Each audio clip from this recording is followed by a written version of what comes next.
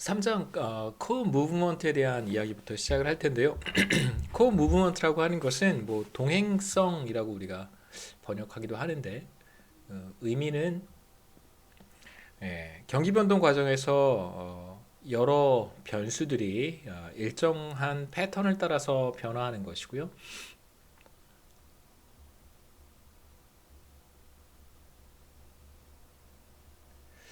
여기서 중요한 것은 GDP의 움직임과 어떠한 관계를 갖는가를 보는 것입니다. 일정한 패턴인데, 그래서 중요한 것은 이제 GDP와의 관계가 중요하고요.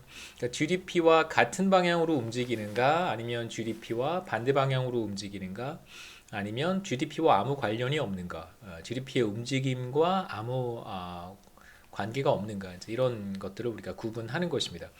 첫 번째 왼쪽의 그림은 GDP가 X라고 한번 해볼까요? 편의상 그냥 X와 Y 두 개의 변수라고 한번 해보겠습니다. 우리가 이어서 보려고 하는 내용은 사실 GDP와 어떤 관계를 갖는지 사실 보는 것이기 때문에 우선 여기에서는 두 변수가 어떤 관계를 갖는지 한번 보시죠. 우선 우리의 관심사는 변수 자체의 움직임이 아니라 계속해서 우리가 3장에서 봤던 것처럼 그 다음에 이제 비즈니스 사이클 매저먼트에 대한 이야기에서처럼 트렌드를 제거하고 트렌드로부터 얼마나 벗어났는가 세로축이 바로 percentage deviation from trend입니다. 그래서 실제 이제 거시경제 변수들은 지속적으로 이렇게 증가하는 그런 변수들도 이렇게 있고요. 그 다음에 뭐 실업률이나 이런 변수와 같이 어떤 값을 주변으로 이렇게 변화해가는 그런 변수들도 있습니다. 실업률 같은 건 무한히 계속 증가할 수는 없잖아요.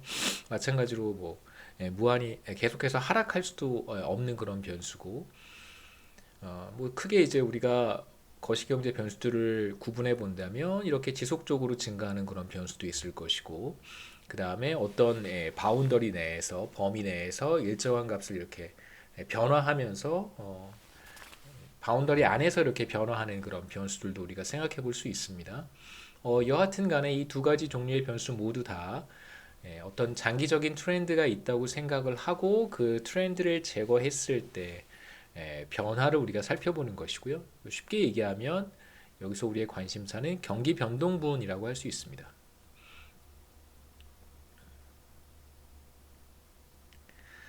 그래서 X와 Y 두 개의 변수에 우리가 경기 변동분, 비즈니스 사이클 컴포넌트만 가지고 이야기를 하는 것이고요. X와 Y 두 개의 거시경제 변수가 경기 변동분만 살펴봤을 때 비교적 같은 방향으로 움직입니다. 그래서 X가 상승할 때 Y도 상승하고 혹은 Y가 상승할 때 X도 상승하고요. 하나의 변수가 트렌드 아래로 떨어지면 또 다른 변수도 트렌드 아래로 떨어지는 경향이 있습니다. 그래서 이런 경우에 우리가 X와 Y가 양의 상관관계를 갖는다, positive correlation을 갖는다 이렇게 얘기하고요.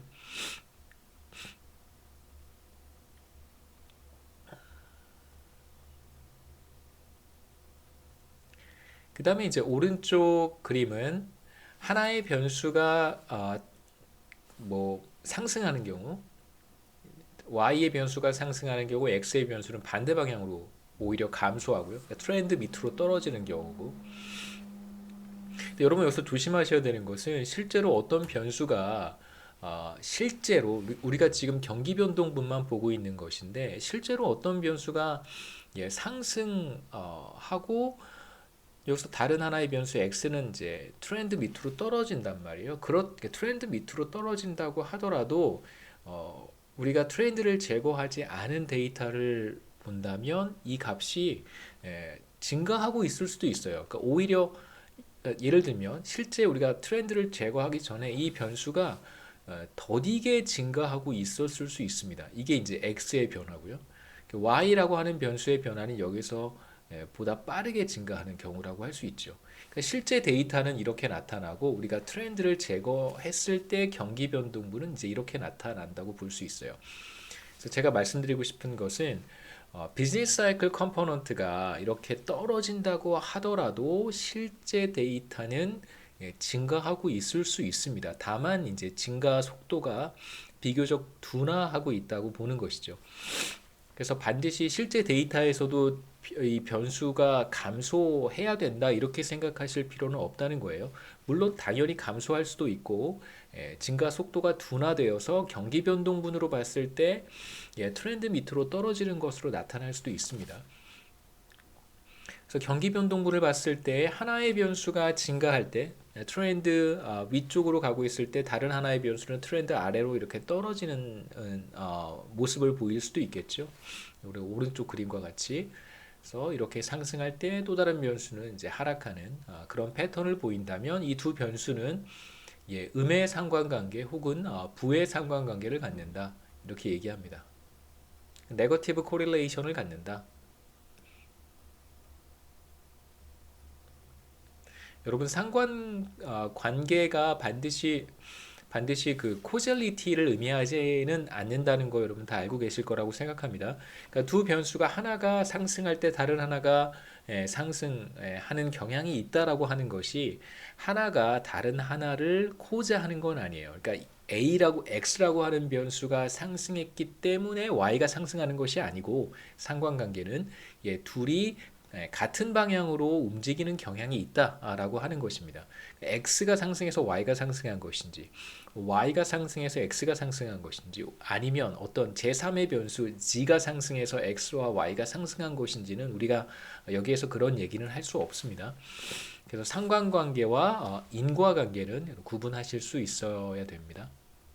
그래서 이 그림은 인과관계를 보여주는 건 아니에요. 인과관계가 바로 코젤리티죠.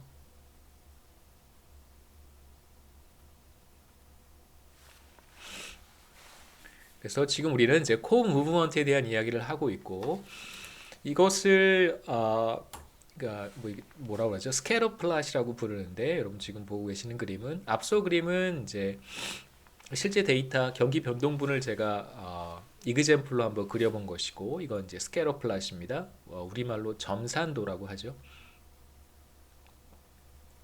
그래서 이렇게 그림을 그려보면 조금 더 스캐터 플랫을 통해서 우리가 양의 상관관계 혹은 뭐 부의 상관관계, 음의 상관관계를 조금 더 잘 확인해 볼 수 있습니다.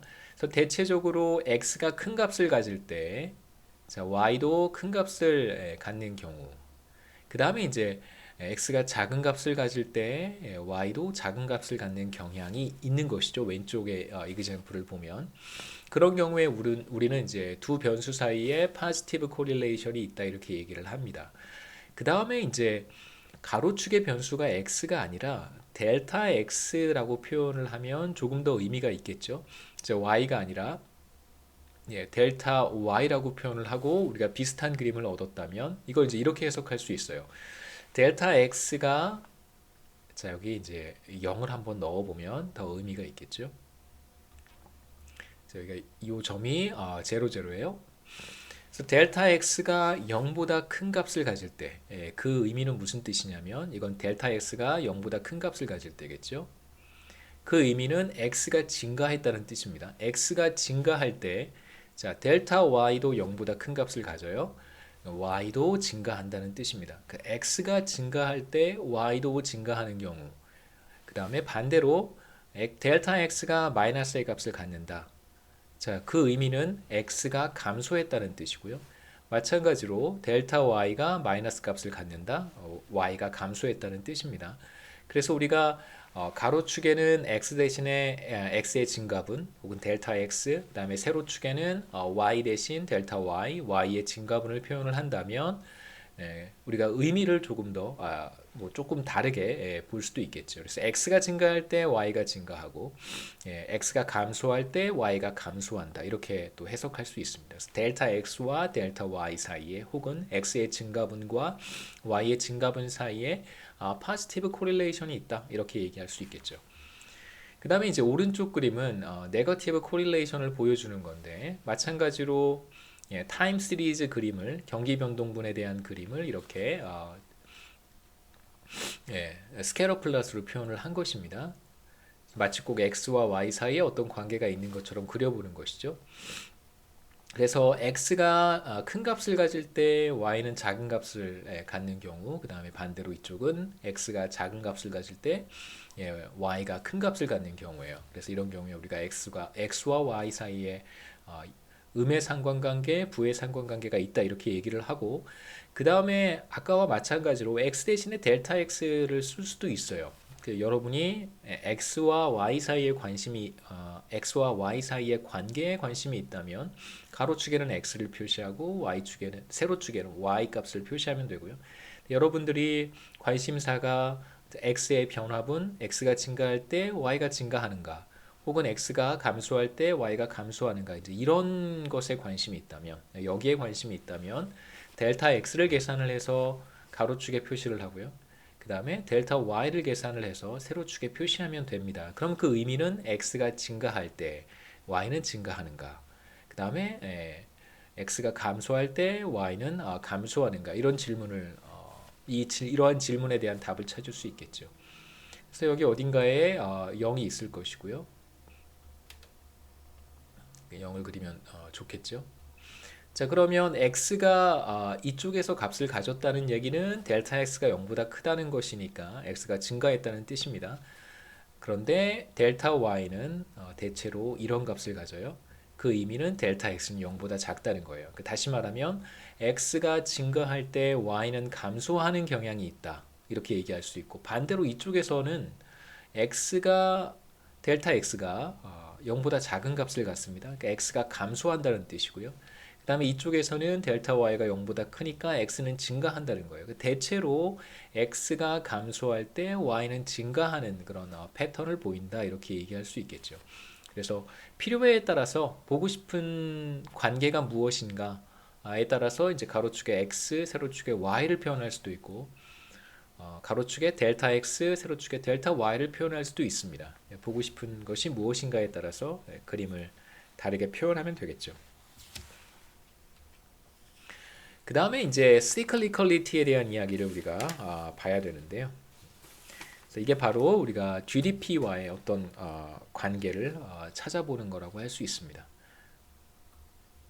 여기서 GDP라고 하면 경기 변동분, 우린 지금 계속해서 경기 변동분에 대한 이야기를 하고 있고요. 트렌드를 제거한 GDP의 데이터, cyclical component에 대한 이야기입니다.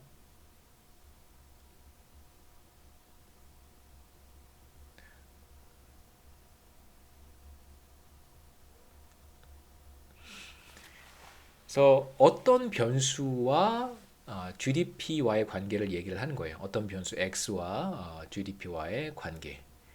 그래서 이 변수에 대한 이야기를 하는 것입니다. 그러니까 GDP가 기준이 되고요. 그래서 GDP가 프로시클리컬하다, GDP가 카운터시클리컬하다, GDP가 에이시클리컬하다, 이런 표현을 쓰지 않습니다. 그 GDP를 기준으로 하기 때문에, 그러니까 뭐 예를 들면 GDP보다 뭐 무겁다, GDP보다 가볍다, 이런 표현을 쓰지 GDP가 무겁다, GDP가 가볍다, 이런 표현은 사실 쓰지 않습니다. 그러니까 GDP를 기준으로 우리가 보는 것은 우리가 지금 리세션 상태에 있느냐, 우리가 지금 뭐 붐 상태에 있는가, 이제 이런 걸 판단하는 거고요. 다른 변수를 가지고 이것이 시클리컬하냐 아니면 카운터 시클리컬하냐 에이시클리컬하냐라고 얘기를 합니다. 그러니까 무엇과 비교해서냐면 GDP와 비교를 해서, 자, 보시죠. 자, 어떤 거시경제 변수가 프로시클리컬하다면 이건 이제 경기 순행적이다, 이렇게 표현합니다.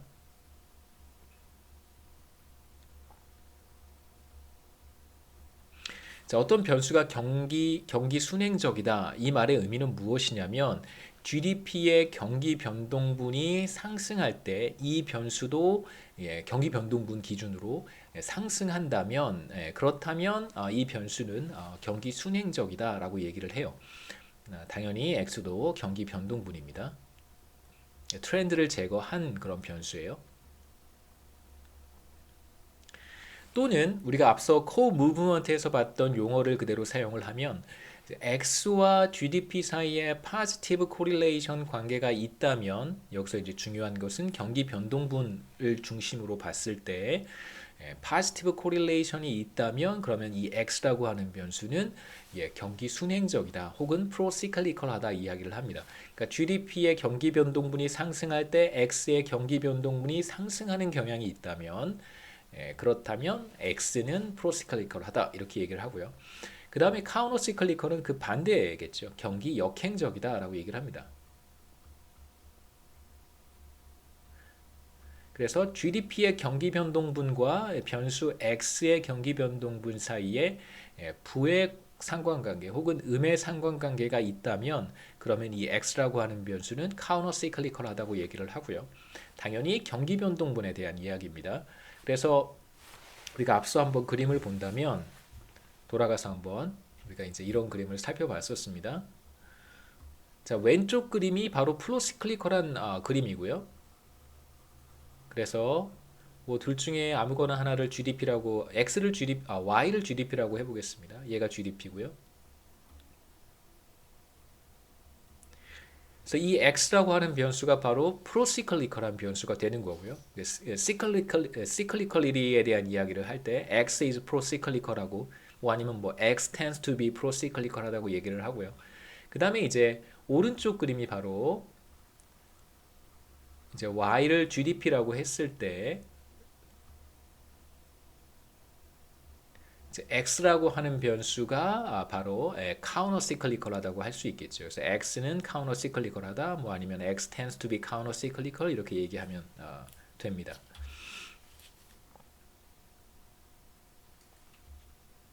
네.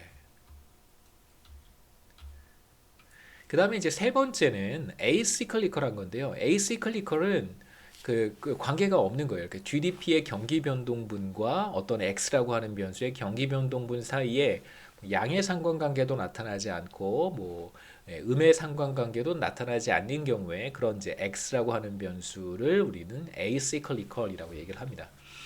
상관관계가 나타나지 않는다. 그렇게 그냥 저는 표현을 하거든요. 뭐 굳이 이걸 또 번역하지는 않습니다. 그래서 예를 들어서 제가 GDP와 수입, GDP와 수입, 그 우리 지출 측면에서의 GDP, expenditure approach에서 우리가 GDP를 consumption expenditure와 investment, government expenditure, 그 다음에 수출 마이너스 수입 이렇게 표현을 했었는데요. 바로 이제 이 수입에 해당하는 컴포넌트와 GDP 이것들을 다 합친 것이 GDP잖아요. 이 GDP의 경기 변동분과 import의 경기 변동분 사이에 이제 어떤 관계가 있는지 그림으로 그려봤는데 한번 보시죠. 실제로 푸른색이 GDP고요. 그 다음에 붉은색이 수입입니다. 그러니까 대체로 우리가 예상할 수 있는 게 한국의 경제 상황이 좋을 때, 경기가 과열될 때, 그럴 때 수입이 늘어날 것이고요. 외국으로부터 재화와 서비스에 대한 수입이 늘어날 것이고, 국내 경제 상황이 안 좋을 때, 침체 상황일 때 대체적으로 외국으로부터 재화의 수입이 감소할 것이다라고 예상할 수 있어요. 그렇죠? 그러니까 소비 수요나 투자 수요나 이런 것들이 아무래도 위축이 될 테니까 경기 침체 상황에서 그래서 보시면 대체적으로 같은 방향으로 움직일 것이다. import와 GDP가 경기 변동 분을 본다면 대체로 같은 방향으로 움직일 것이다라고 예상할 수 있는데 이게 그 수입의 변동분이 훨씬 더 크기 때문에 보시면 경제 위기 상황에서 보시면 수입의 감소 정도가 훨씬 더 크죠, 그렇죠? 여기서도 그렇습니다. 그 다음에 최근 경제 위기 상황에서도 비슷한 패턴이 나타나죠. 그래서 이걸 조금 제가 어떻게 그림을 그려봤냐면 이제 과거 보통 80년 이전 데이터는 90년 이전 데이터는 이렇게 그 그렇다고 또 무시하는 것은 아니지만 대체적으로 좀 분석하기에 어려운 측면이 많이 있습니다. 한국 경제 규모도 작고 그 다음에 그 우리가 지금 현대 거시경제의 어떤 프레임워크를 가지고 분석하기에는 조금 어려운 측면들이 있어서 이후 데이터만 한번 1990년 이후 데이터만 제가 한번 뽑아서 다시 그려봤는데요. 대체로 뭐 정확히 같이 움직이지는 않지만 대체로 보면 GDP가 늘어날 때 이렇게 수입도 이렇게 늘어나고요. GDP가 트렌드 밑으로 떨어질 때 수입도 이렇게 트렌드 밑으로 떨어집니다. 대체로 비슷한 패턴을 이렇게 보이죠.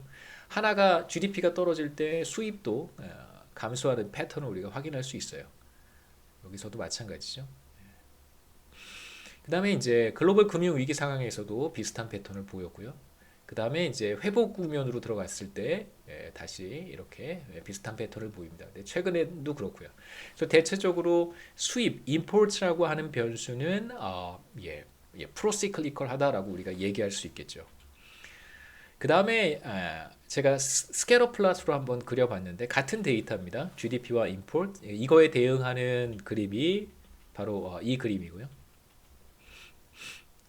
대체적으로 두 변수 사이의 관계를 제가 그려보면 이러한 양의 상관관계를 갖는다는 걸 확인할 수 있습니다. 이 그림을 읽으실 때 여기 이제 제로 제로가 있으니까요. 그래서 대체로 GDP의 경기 변동분이 0보다 큰 거니까 이 경우에는 트렌드보다 높은 값을 가질 때예요. 그러니까 GDP가 트렌드를 벗어나서 파지티브 방향으로 갔을 때 그때 어떤 일이 나타나냐면 수입의 경기 변동분도 트렌드보다 위쪽으로 간다라고 하는 뜻이고요. 물론 그렇지 않은 경우들도 더러 관찰이 되죠. 그렇죠? 그리고 이쪽에 점을 찍은 데이터들은 어떤 값들을 의미하냐면 GDP가 트렌드 밑으로 떨어졌을 때 다시 말하면 이제 리세션 상태겠죠. 그럴 때 수입도 경기 변동분 데이터를 보면 트렌드보다 밑에 아래쪽에서 그 값을 취한다 이렇게 해석할 수 있습니다. 그래서 이 둘 사이에 파지티브 코릴레이션이 관찰된다라고 얘기할 수 있고요. 그 다음에 1990년 이후 데이터를 보면 훨씬 더 관계가 스트롱하다는 걸 확인할 수 있어요. 그래서 보시면 제로 제로 한번 그려보죠. 제로 제로. 그래서 대체적으로 GDP가 트렌드 위쪽으로 벗어났을 때 수입도 마찬가지로 트렌드 위쪽으로 벗어나는 경향이 있고 GDP가 트렌드 아래쪽으로 벗어났을 때 수입도 트렌드 아래쪽으로 벗어나는 경향이 있다라고 우리가 얘기할 수 있고요. 물론 이제 그렇지 않은 경우들도 있습니다. 대체적으로 파지티브 코릴레이션을 갖는다라고 얘기할 수 있고요. 그래서 실제로 상관계수를 우리가 계산해 볼 수 있는데 상관계수를 우리가 코릴레이션 코이피션트라고 얘기를 해요. 상관계수입니다. 그러니까 두 변수 사이의 관계가 얼마나 밀접한지 혹은 그렇지 않은지를 측정하는 하나의 지표고요. 통계 지표죠. 그래서 두 변수 사이의 상관 관계를 측정하는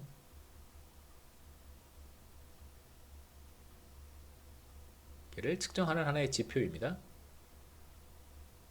대표적인 지표죠. 상관 계수는 마이너스 1부터 1 사이의 값을 갖도록 설계가 되어 있어요. 그래서 1보다 큰 값을 가질 수 없고 당연히 마이너스 1보다 작은 값을 가질 수 없습니다.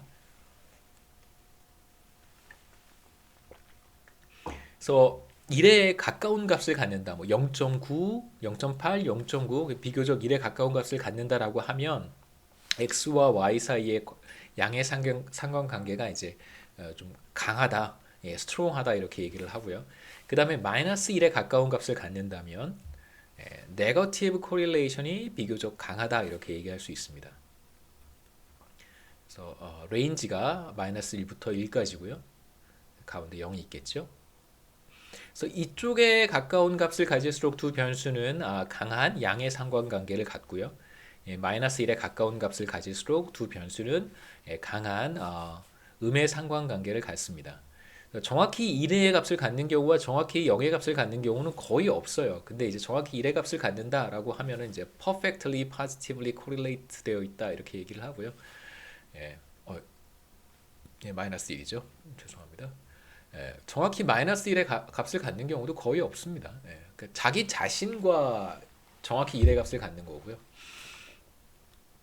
이런 두 가지 경우는 거의 나타나지 않기 때문에 현실에서 그 다음에 이제 0 근방의 값을 갖는다면 사실 두 변수가 거의 상관관계를 갖지 않는다. 상관관계가 없다라고 얘기를 합니다. 근데 없다라고 이제 단정적으로 얘기하지는 잘 않고요. 상관관계가 매우 약하다 이렇게 얘기를 합니다. 얘가 뭐 나타나지 않는다. 특별한 상관관계가 나타나지 않는다 이렇게 표현을 하죠. 예. 그래서 왜냐하면 뭐 0.1, 뭐 이런 값, 0.05 이런 값을 가질 수 있잖아요. 근데 그렇다고 해서 예, 뭐두 변수가 아무런 관계가 없다 이렇게 얘기를 하지는 않습니다. 예. 그래서 뭐 0에 가까운 값을 가질 수도 있겠죠. 이런 경우에는 두 변수 사이에 상관관계가 매우 약하다. 혹은 뭐 상관관계가 거의 나타나지 않는다. 이렇게 표현하면 좋겠습니다. 그 다음에 이제 변수 사이에 lead와 lag이라는 표현을 쓰는데요. 이건 이제 lead라고 얘기를 하면 선행하는 경우에, 그러니까 무엇인가를 리딩하는 경우, 선행 지표, 리딩 인디케이터라고 하면 이제 선행 지표라고 얘기를 하고요. 그러니까 lag는 후행하는 경우를 가리킵니다.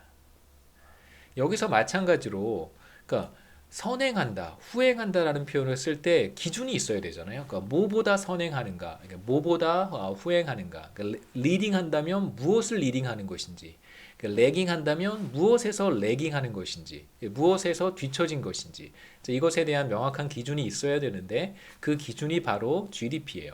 그러니까 여기에서도 그러니까 cyclicality에 대한 이야기를 할 때도 프로시클리컬하냐 카우너시클리컬하냐의 기준도 GDP의 경기 변동분이고, 마찬가지로 선행하냐 후행하냐라고 했을 때 그 기준이 바로 GDP의 경기 변동분입니다.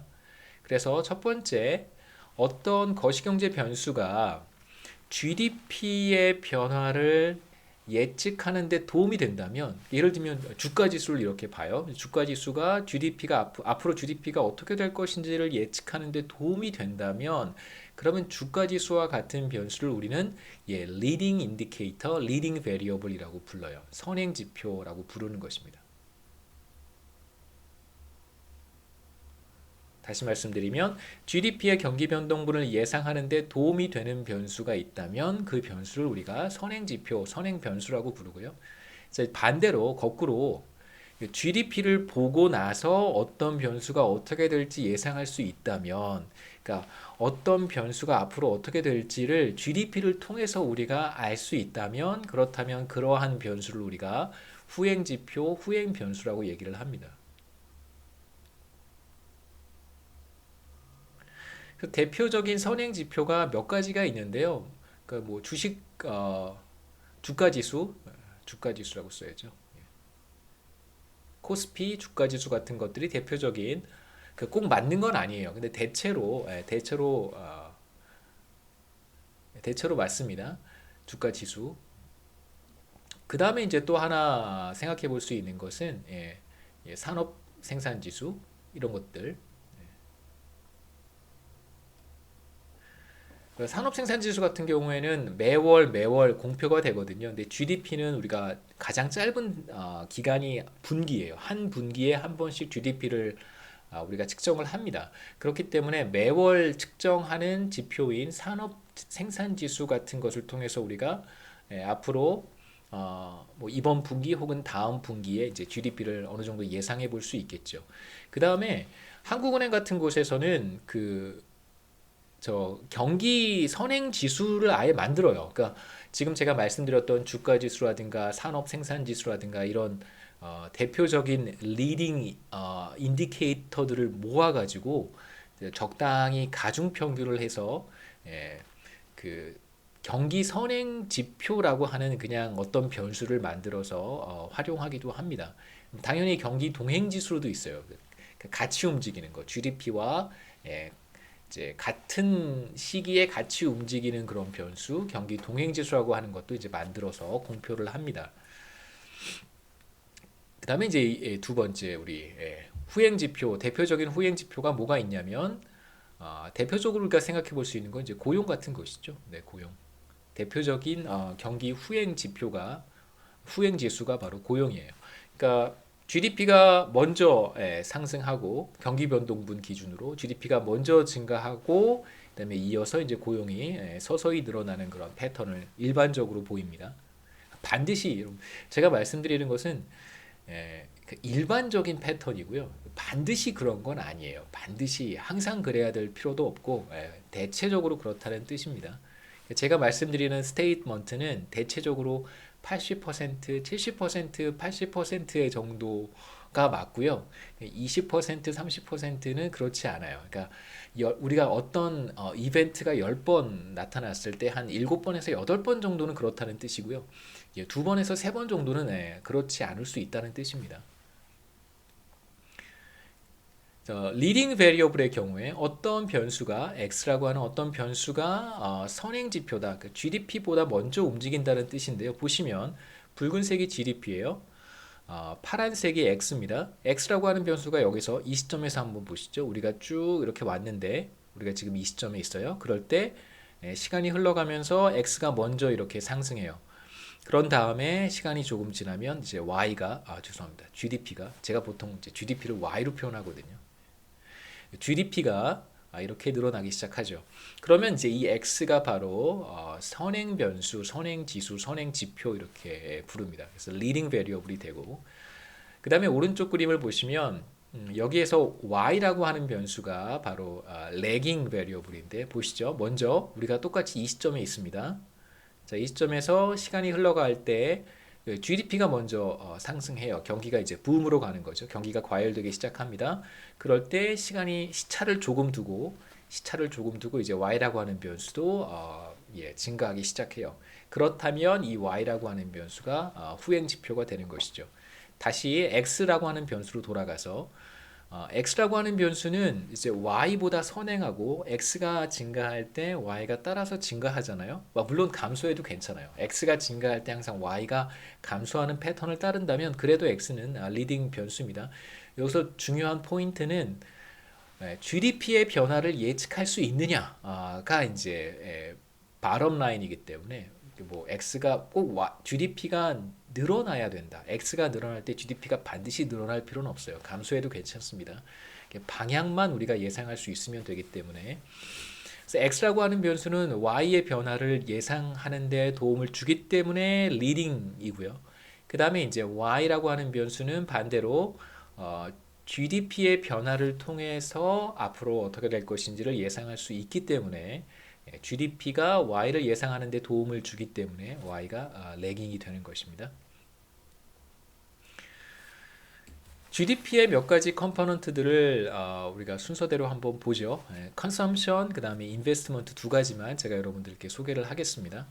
왜 그러냐면 사실 정부 GDP의 컴포넌트를 우리가 지출 측면에서 GDP의 컴포넌트를 소비, 투자, 정부 지출, 그 다음에 수출과 수입 이렇게 5가지 컴포넌트로 구분하는데 제가 앞서 수입은 설명을 했고요. 이 두 가지 컴포넌트는 수출이라고 하는 것은 이것은 기본적으로 국내 경제 상황에도 영향을 받지 않는 것은 아니지만 그러니까 대외 부분의 경제 상황과 훨씬 더 밀접한 관련이 있습니다. 우리가 수출이 늘어났다고 하는 것은 한국과의 수출 상대국, 교역국이죠. 교역 상대국의 수요가 늘어났기 때문에 한국의 수출이 증가하는 것이 그런 요인이 훨씬 더 큽니다. 그러니까 대외 부분의 수요의 증가에 의해서 수출이 증가하는 경우가 더 많기 때문에 국내 경제 상황보다는 그렇기 때문에 사실 이제 X를 제가 여기 포함시키지 않은 것이고요. 이건 국내 경제 상황보다는 대외 부분의 경제 상황에 훨씬 더 예를 들면 한국과 비교적 교육 비중이 높은 미국이라든가 혹은 중국이라든가 혹은 일본이라든가 이런 국가들의 경제 상황이 더 크리티컬한 것이죠. 그래서 이제 포함시키지 않았고 정부 지출은 이것은 사실 뭐 항상 발생하는 정부 지출이 있고요. 통상적으로 계속 경제 상황과 상관없이 정부의 지출이 발생하는 경우도 있고 그 다음에 경제 위기 상황에서 정부가 뭐 추경을 시행할 수도 있습니다. 이제 그런 부분들이 좀 들어가 있고요. 그래서 정부 지출은 대체적으로 GDP의 변화와 큰 관련은 없어요. 이건 대체적으로 에이시클리컬합니다. 그래서 제 그림에서는 뺐고요. 물론 이제 경제 위기 상황에서 정부가 재량적인 재정 정책을 빈번하게 시행한다면 뭐 정부 지출이라고 하는 것은 GDP와 반대 방향으로 움직일 수도 있겠죠. GDP가 떨어질 때, 그러니까 트렌드 밑으로 떨어질 때 정부 지출은 트렌드 위로 올라갈 수 있으니까 카운터 시클리컬한 패턴을 보일 수도 있습니다만 대체적으로 이제 우리 과거 데이터를 보면 그러한 패턴이 강하게 나타나지는 않기 때문에 이제 그림에서 제외를 했고요. 그래서 여기에서는 이 두 가지 컨섬션과 인베스트먼트에 대한 그림만 좀 보도록 하겠습니다. 보시면 80년 이전 데이터들은 그렇게 나이스해 보이지 않고요. 그래서 대체적으로 한 90년 이후 데이터부터 보면 좋습니다. 그래서 대체적으로 80년 이후 쭉 보시면 컨섬션과 GDP 사이의 관계가 비교적 밀접하다는 걸 확인할 수 있어요. GDP가 증가할 때 컨섬션도 늘어나고 GDP가 감소할 때 컨섬션도 감소하는 경기 변동분 기준으로 말씀을 드리는 거예요. 실제 데이터는 GDP도 이렇게 변화하면서 증가하잖아요. 컨섬션도 마찬가지입니다. 이렇게 변화하면서 증가를 해요. 그렇기 때문에 경기 변동분 기준으로 말씀을 드리는 겁니다. 1990년 이후 데이터를 한번 보시면 컴포넌트 대한 여기서 잠깐 동영상을 끊고요. 시간이 한 30분 넘었으니까 다시 이야기하도록 하겠습니다.